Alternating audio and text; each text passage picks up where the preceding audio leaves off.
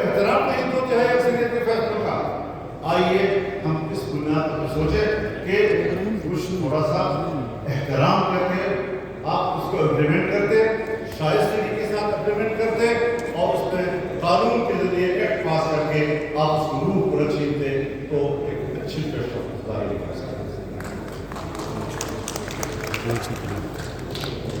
تو اس حوالے سے سیاسی کھیل بھی کھیلے گئے، اپوزیشن کو تقسیم کرنے کی بھی کوشش کی گئی، پی ٹی آئی اور ڈی آئی کو دوبارہ لڑائی کی طرف لے جانے کی بھی کوشش کی گئی. لیکن ہم نے پوری دانشمندی کے ساتھ، سنجیدگی کے ساتھ اپوزیشن کو بھی اعتماد میں رکھا، یکجا رکھا اور ہم نے ایک طرف باہم مشاورت سے آگے بڑھایا اور الحمدللہ اصولی جنگ ہم نے دی.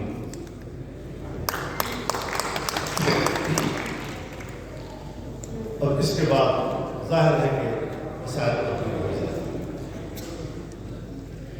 ہمارے دو سکول کی صورتحال آپ بھی خبر لیتے رہتے ہیں، وہ انتظامی لحاظ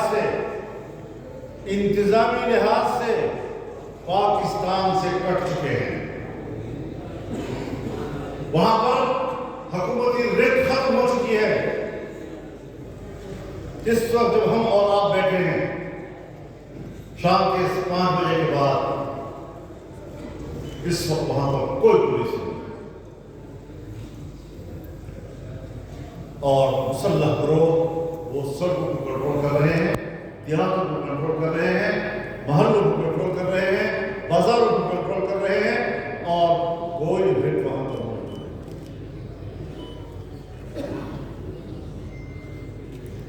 جو واقعہ وہ آپ تک بھیجنا چاہتے ہیں آپ وہی چھاپ لیتے ہیں.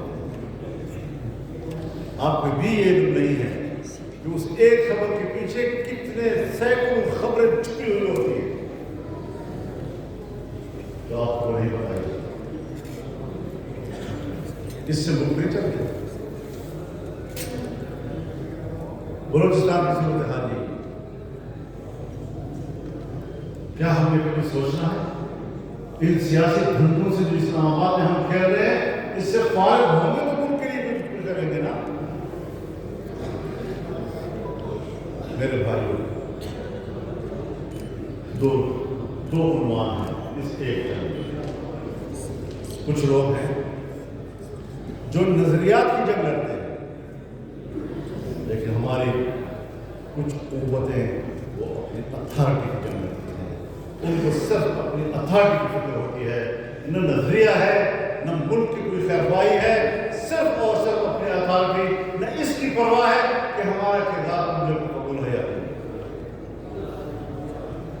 عوامی رائے چاہے ملٹری ہو اور چاہے ملیٹنٹ ہو، ان کے ہاں عوام کی رائے کی کوئی حیثیت نہیں. عوامی رائے کو سیاستدان لے کر چل رہے ہیں، لیکن سیاستدانوں کو ملک کے نظام سے بے دخل کیا جا رہا ہے. پارلیمنٹ کے کردار کو ختم کیا جا رہا ہے. اور ایک بات پھر میں آپ سے کہنا چاہتا ہوں کہ جمہوریت اپنا مقدمہ ہار رہا ہے.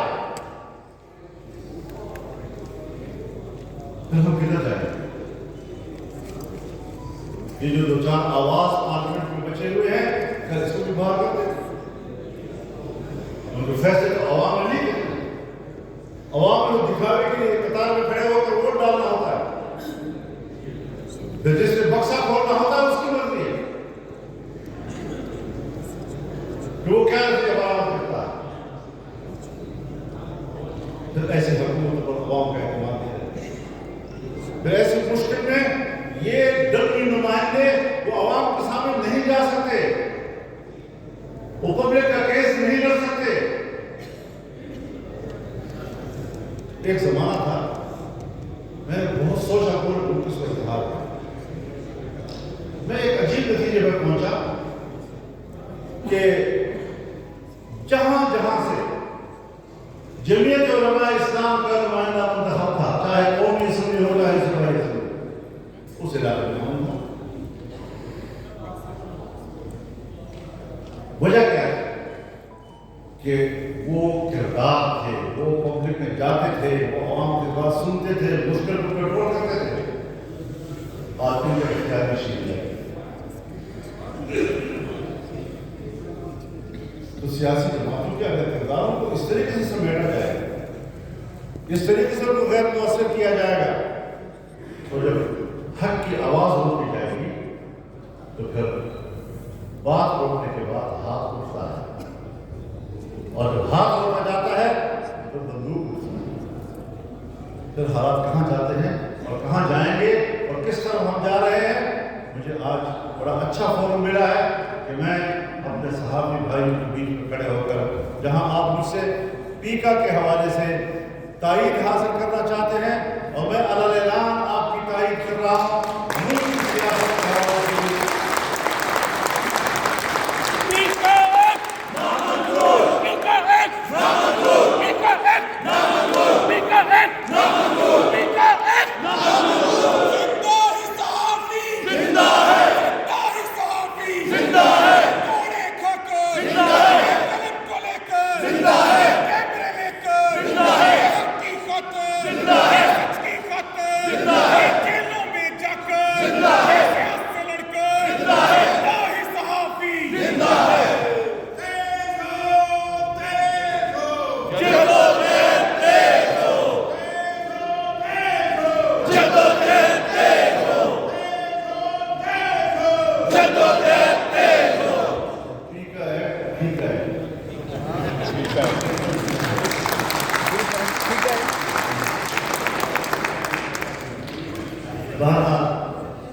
یہ ہمارا ملک ہم سب کا ہے،